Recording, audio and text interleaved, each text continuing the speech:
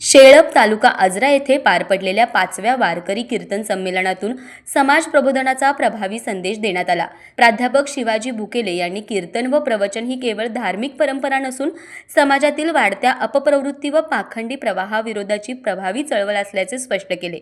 आजच्या काळात दिखाऊ अध्यात्मक, स्वयंघोषित गुरु आणि भौतिकतावाद यांचा प्रभाव वाढत असताना वारकरी संप्रदाय समाजातील विकारांवर मात करून सत्वशीलता निर्माण करू शकतो असे त्यांनी ठामपणे सांगितले। काम, क्रोध, लोभ, मोह आणि मत्स्य या विकारांवर विजय मिळवायचे सामर्थ्य कीर्तनात असल्याचे त्यांनी अधोरेखित केले।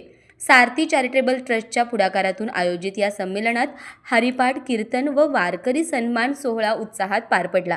संत परंपरेचा वारसा जपत समाजाला योग्य दिशा देणारे उपक्रम आवश्यक असल्याचे मत व्यक्त करत युवकांनी उथळ मनोरंजनाऐवजी कीर्तनातून आध्यात्मिक समाधान शोधावे असा संदेशही बुकेले यांनी दिला। तारा न्यूजसाठी प्रतिनिधी हसन तकिलदार।